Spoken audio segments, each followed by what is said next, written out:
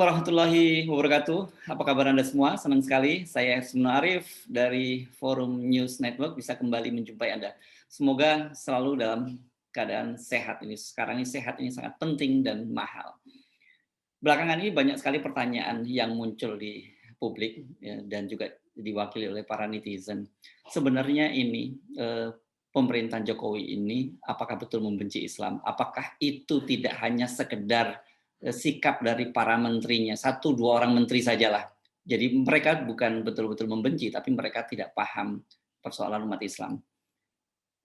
Pertanyaan semacam itu wajar muncul karena kita kan baru beberapa hari belakangan ini dihebohkan oleh kata frasa agama yang hilang atau yang tidak ada dalam visi pendidikan Indonesia tahun 2035 yang disusun oleh Kementerian Pendidikan dan Kebudayaan.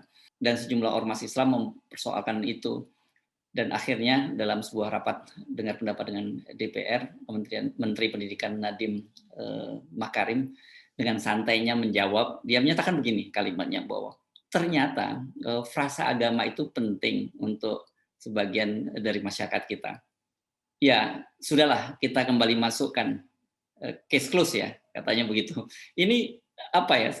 Kalimat ini sederhana sekali dan kelihatannya memang tanpa disadari oleh Nadiem, dia menganggap bahwa soal itu tidak penting. Karena tadi dia menyebutkan ada unsur dalam masyarakat yang menganggap itu penting. Jadi buat Depdikbud itu tidak penting.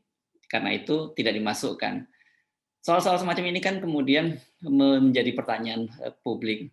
Apakah Nadiem ini sekedar naif, tidak paham, atau dia ada unsur membenci Islam? Mengapa soal ini kemudian muncul? Kan kita ingat kemarin ribut-ribut soal jilbab di Sumatera Barat. Ribut-ribut yang dipicu oleh seorang siswi non-muslim yang konon katanya diwajibkan untuk menggunakan jilbab oleh seorang gurunya. Dan kemudian dari ribut-ribut ini muncullah SKB 3 Menteri yang diterbitkan oleh Menteri Dalam Negeri, Menteri Agama, dan Kementerian Pendidikan. Dan tentu saja menginisiasi dari SKB 3 Menteri ini adalah Menteri Pendidikan Nadiem Makarim. Orang kemudian membandingkan mengapa Nadiem bereaksi begitu luar biasa. Bahkan sampai mantan Menteri Pendidikan di masa Pak SBY yang sekarang menjadi Ketua Dewan Pers, yakni Pak Nuh, menganggap ini seperti orang kurang kerjaan. Tapi sebenarnya bukan hanya persoalan kurang kerjaan, karena kemudian orang membanding-bandingkan. Ketika di Papua ada ribut-ribut seorang siswi Muslim tidak diperkenankan menggunakan jilbab di sekolah, begitu juga terjadian di Bali, Nadiem sama sekali tidak bersuara. Jadi ada semacam sikap yang tidak cukup adil. Jadi ketika ada non-muslim yang diwajibkan menggunakan jilbab, Nadiem bereaksi begitu luar biasa. Tapi ketika kemudian sebaliknya, ketika seorang siswi muslim mau mengenakan jilbab, dilarang mengenakan jilbab, Nadiem sama sekali tidak bereaksi. Untungnya kasus semacam ini bisa diselesaikan di tingkat lokal. Dan memang harusnya persoalan-persoalan semacam ini selesai cukup di tingkat lokal saja.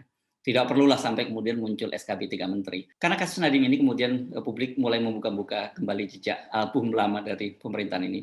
Pada akhir tahun lalu, pada bulan November tahun 2020 juga kita pernah digegerkan dengan keputusan dari Menteri Negara BUMN Erick Thohir. Pada waktu itu dia memutuskan untuk khotib atau yang mengisi ceramah-ceramah di masjid-masjid BUMN, di 17 BUMN, di daftar ada 22 masjid itu, dia meminta agar ulama NU yang mengisi. Sebab menurut dia ulama NU ini ceramah-ceramahnya isinya itu sejalan dengan pembinaan yang dilakukan oleh Kementerian BUMN, yakni Muslim yang cerdas, damai, dan kemudian yang paling penting itu saja isu-isu inklusif ini. Soal ini kan menjadi sensitif. Kenapa? Karena dengan keputusan Erick ini secara tidak langsung Erick menyatakan bahwa ormas Islam lain di luar NU itu tidak sesuai dengan value atau nilai-nilai yang ingin diwujudkan oleh negara dalam hal keislaman. Tentu saja ada organisasi lain Muhammadiyah atau banyak sekali organisasi Islam lain yang tergabung dalam MUI. Untung saja kesalahan ini segera diperbaiki. Menko Polhukam Mahfud MD menyatakan bahwa tidak hanya NU, tetapi Muhammadiyah dan MUI juga dilibatkan. Ribut-ribut soal masjid BUMN ini kan mencuat memang pasca dan sampai kemudian akhir dari Pilpres tahun 2019 lalu. Dan sebenarnya kalau kita runut lagi sudah jauh sebelumnya.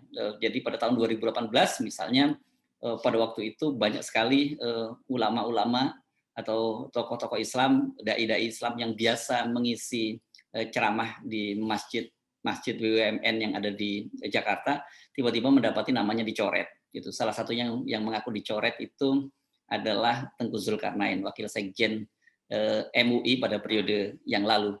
Dia menyatakan dia tiba-tiba namanya dicoret. Narasi tentang dai yang dicap radikal ini kriterianya seringkali tidak jelas. Ustadz Abdul Somad misalnya yang kita tahu juga basisnya juga Nahdien itu pernah terkena beberapa kali pelarangan. Dia misalnya rencananya akan mengadakan ceramah di PLN Disjaya di depan stasiun Gambir, tapi kemudian tiba-tiba saja dibatalkan. Dan yang lebih telak lagi, di KPK rencana Ustadz Abdul Somad akan melaksanakan ceramah atas undangan para pegawai KPK itu langsung dibatalkan oleh Ketua KPK pada waktu Agus Raharjo. Dia dianggap bukan dai yang cocok atau kompatibel dengan misi yang dibawa oleh KPK.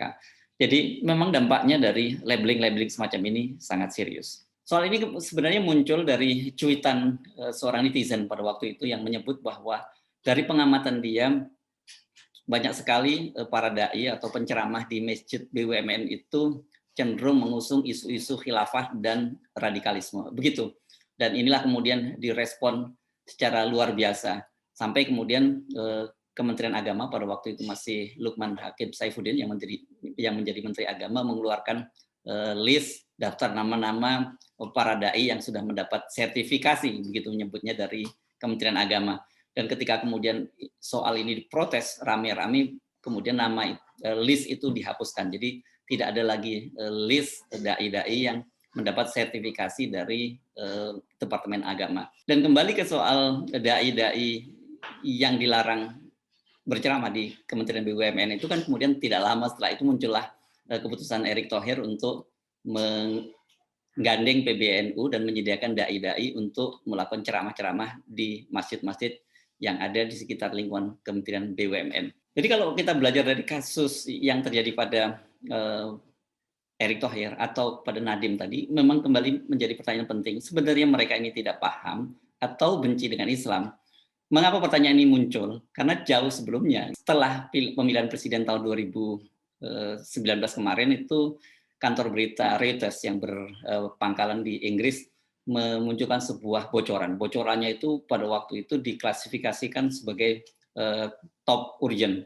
Jadi ini luar biasa penting. Mengapa? Di situ disebutkan bahwa Reuters mendapat bocoran dari seorang pejabat di pemerintahan yang cukup senior yang menyebutkan bahwa mereka, pemerintahan Jokowi itu akan melakukan suatu semacam program screening terhadap para pejabat-pejabat di kementerian dan lembaga-lembaga pemerintah. Dan mereka targetnya apa? Sebelum tahun 2024 mereka sudah menyingkirkan para pejabat yang dianggap radikal atau mereka disebut sebagai ekstrim dan Islamis. Gitu pada waktu itu Reuters menyebutnya. Dan informasi dari Reuters ini dikonfirmasi pada waktu itu oleh seorang anggota BPIP, Romo Beni Susetio. Romo Beni Susetio, sebagaimana dikutip oleh Reuters, mengkonfirmasi hal itu. Dan dia menyatakan bahwa Presiden Jokowi percaya bahwa Islam radikal itu menjadi ancaman masa depan demokrasi. Apa saja yang akan dilakukan oleh pemerintah itu?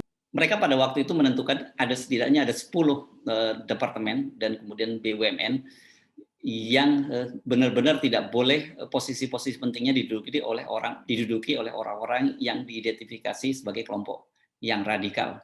Lembaga-lembaga itu antara lain disebutkan misalnya Departemen Keuangan, Departemen Pertahanan, Departemen Pendidikan dan Kebudayaan, juga Kementerian Agama.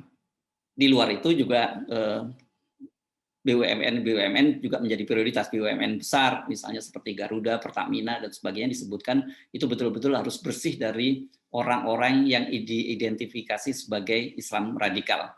Bagaimana nasib para pejabat yang diidentifikasi radikal ini? Pada waktu itu Reuters menyebutnya bahwa mereka tidak akan dipecat, tetapi dipastikan mereka karirnya mentok gitu. Jadi tidak boleh, bahkan sampai eselon 2 pun sama sekali tidak boleh.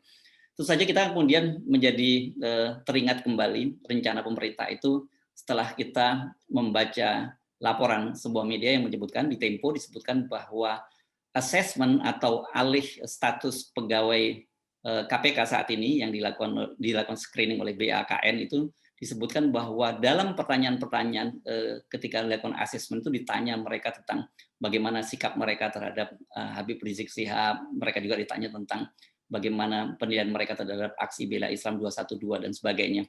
Tentu saja hal-hal semacam ini harus dijelaskan oleh pemerintah karena rangkaian-rangkaian peristiwa tadi, mulai yang terbaru yang menghilangkan frasa agama dalam visi pendidikan Indonesia tahun 2035 dan di situ hanya mencantumkan sesuai dengan kepribadian Indonesia dan Pancasila, dan sebelumnya Kementerian BUMN melarang para dai-dai yang dianggap radikal dan kemudian menggantikan dengan ulama NU. Begitu juga dengan rencana pemerintah yang dibocorkan oleh Reuters untuk menyingkirkan kelompok Islam radikal dari sejumlah kementerian penting dan BUMN, mengingatkan kembali bahwa ada yang soal serius berkaitan dengan hubungan antara pemerintah dengan umat Islam. Tentu kita tidak ingin masalah seperti ini, kasus-kasus semacam ini yang pernah terjadi di masa Orde Baru, yakni ketegangan antara Islam dan pemerintah, kembali menjadi menguat hanya karena kebijakan-kebijakan dari pemerintah, atau seperti kalau saya berpikir secara positif, itu hanya karena ketidaktahuan, bukan karena kebencian. Tetapi berkaitan dengan Erick Thohir ini memang agak berbeda. Belakangan ini memang Erick Thohir ini sangat mesra sekali dengan PBNU. Terakhir kan dia mengangkat Ketua Umum PBNU, Said Agil Sirot, sebagai komisaris utama di PT Kereta Api Indonesia. Jadi mungkin ini bagian, kita bisa menduga-duga ini bagian dari langkah politik. Kita tidak tahu apakah betul semacam itu. Bagaimanapun juga NU itu adalah ormas Islam terbesar di Indonesia, dan dia sangat menentukan dalam setiap kali pesta demokrasi, termasuk juga pemilihan presiden Indonesia. Apakah latar belakang kepentingan-kepentingan politik itu sehingga kemudian muncul langkah-langkah yang terkesan seperti membenci Islam, atau kalau tidak membenci Islam, dia hanya mementingkan kelompok Islam tertentu saja dengan menyingkirkan kelompok-kelompok Islam lain yang dianggap radikal. Saya Sunarif, sampai jumpa. Assalamualaikum warahmatullahi wabarakatuh.